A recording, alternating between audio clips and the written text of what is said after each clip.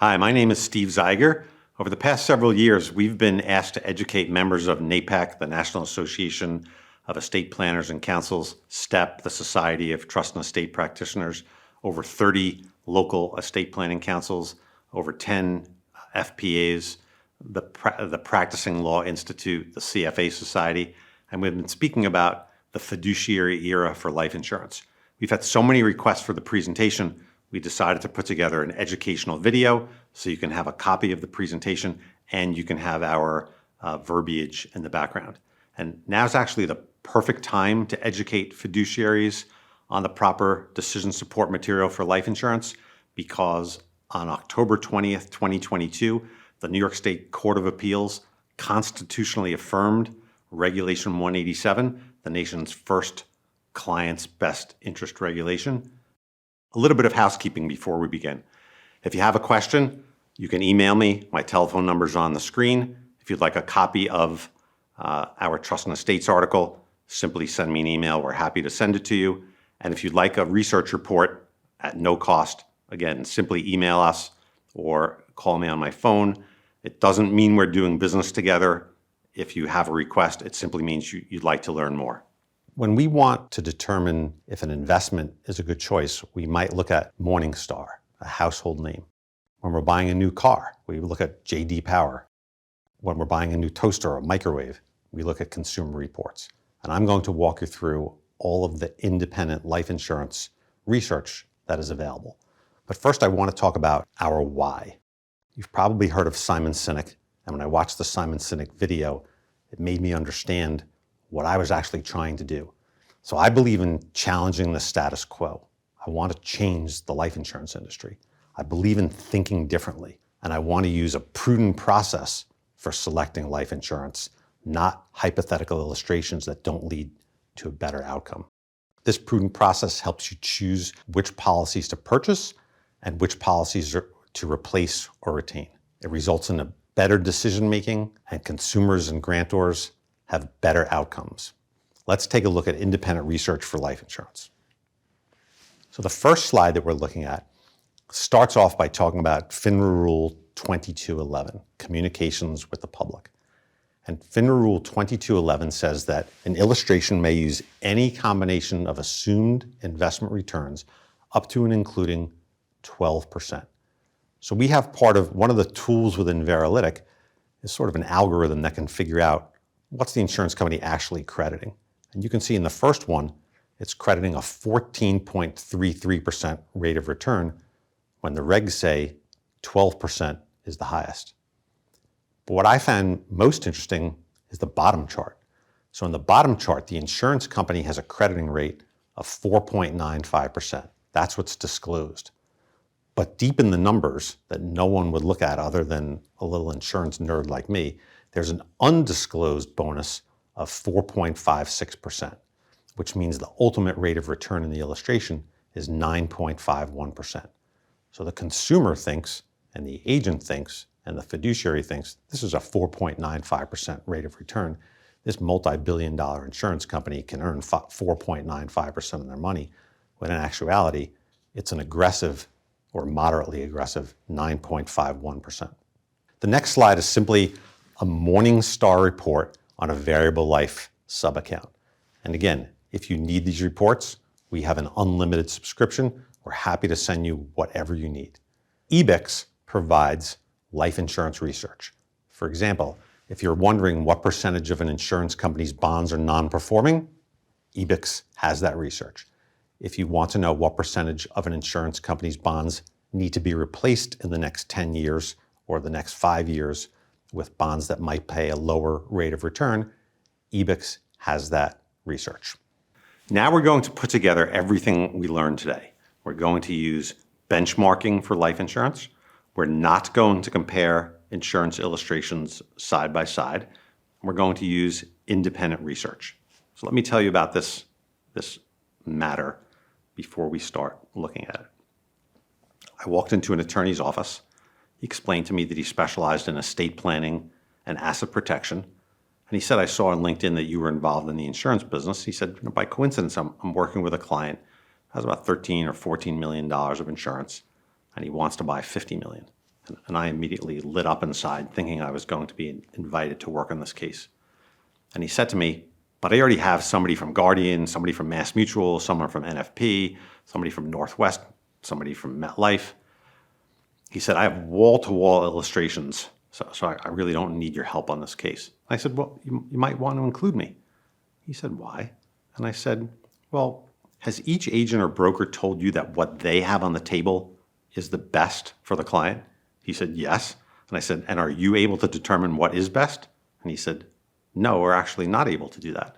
So I said, in my model, what I do is I go to up to 4 independent providers of life insurance research, and they opine on what is best compared to the life insurance industry benchmarks. He said, that sounds interesting. We'll include you.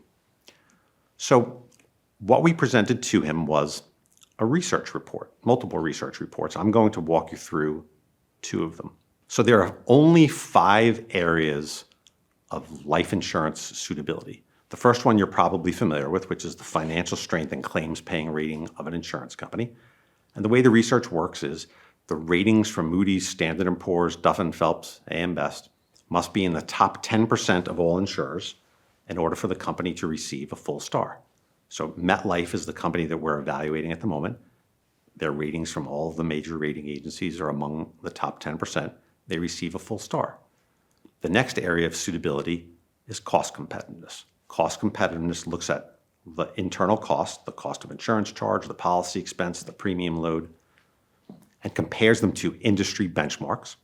And then the research looks at the premium and compares those to the benchmarks. The next area is pricing stability. So pricing stability is an algorithm that can figure out, will an insurance company need to raise their costs? And if they do, performance will go down. And this algorithm looks at reinsurance treaties, and it looks at the costs for the insurance company for the past 20 years. So for example, if these costs in an illustration are substantially lower than the costs have been for the last 20 years, that might be a red flag that this insurance company is trying to buy business and then they're going to increase costs. MetLife does not do that at this age in this health class, so they win a full star. The next area is relative policy value. So this is looking at the cash value of the policy compared to cash value of all other peer products. And MetLife's cash value is among the best, so they win a full star. And lastly is the historical performance of the underlying assets. How does MetLife invest their money? Because that's what determines the performance of their policies. So MetLife's performance has been average, so they win half a star. This is a 4.5 star policy. Let's take a look at this graphically. We're going to concentrate for the moment in the box in the middle on the top row. And you can see there are 3 blue bars. We're going to look at the one on the most extreme left first. So this is the costs that this policy is incurring. So just like you can have a Vanguard fund and Vanguard charges you 4 basis points, MetLife charges you 16 cents per dollar of death benefit on a present value basis. If we go 1 column over to the middle column, we see that the average insurance company charges 23 cents per dollar of death benefit. And that means that this particular insured is incurring costs that are 6 cents below average. Multiply 6 cents times the $12 million in the upper right, and you'll see exactly how much they're saving compared to the average policy. The bar on the extreme right within the middle box, that's for non-institutionally priced products. We're not looking at that bar. And then we're going to look in the box all the way over on the right. There's a green bar and a blue bar that we're going to concentrate on. So the green bar shows that this policy owner is being charged $260,000 a year in premium. And the blue bar shows that other insurance companies charge $360,000 a year in premium. So this is looking like a pretty good policy. MetLife's ratings are among the best. Their costs are lower than their peer group. Their premiums are substantially lower than their peer group. And let's look at their cash values. You can see that the cash value grows today from approximately $1 million to $16 or $17 million in the future. That's the green line that's going up. And all of the other companies, they run out of cash. Why do they run out of cash? Because their costs are higher. So at this point in the presentation, The attorney and the client said to me, "Stephen, we told you that there were 12 other insurance brokers involved in this case. And the 12 other, you're the outlier. You're telling us to keep this MetLife product. Everyone else is telling us to get rid of it." And I said, "Look, I could convince you to get rid of it, and I'd make $500,000 doing so. But 3 independent third parties are telling you this policy is phenomenal. Its costs are low, its premiums are low, its cash values are high, and its ratings are excellent. The only way to replace it is one of those misleading illustrations that I showed you a couple of slides ago." I said, "Let's take a look at your next policy, and you'll see how well the research works." So this is the same insured, different insurer. This is New York Life. And again, just so you know, there's nothing wrong with New York Life. They're a great company. Their slogan is "the company you keep." But the policy owner immediately said, "Stephen, if MetLife is charging me 16 cents per dollar of death benefit on a present value basis, why is New York Life charging me 32 cents? And I said, "Well, there's only one answer, and that is they're ripping you off." And he said, "Well, how are they ripping me off?" And I said, "Well, when you purchased the policy, they told you that they had paid a dividend during 2 world wars, and they have. At the time that you purchased this policy, they'd paid a dividend during 1 pandemic, and now they've paid a dividend during 2 pandemics. But what they didn't tell you was that at your age and your health class, their costs are, you can see, higher than everyone else's, and the cash value in green that you're required to keep in this policy is substantially higher than everyone else would charge you. In fact, you can buy this a $1.1 million face amount with an increasing death benefit and put $200,000 in your pocket." He said, "That's pretty interesting. Let me see if I understand this. I want to buy $50 million of coverage in total. Can I buy $50 million at the 16 cents that MetLife is charging me?" I said, "Yes." I go into the Veralytic research and I find out which is the company that has the highest ratings, that charges 16 cents per dollar of death benefit on a present value basis, has high cash values, etc. He said, "Great. So what you're saying is let's get rid of this New York Life policy and let's buy a total of $50 million of coverage at 16 cents per dollar of death benefit." Simple, easy, transparent, no hypothetical illustrations, and we've used benchmarking like this individual is familiar with on its investments.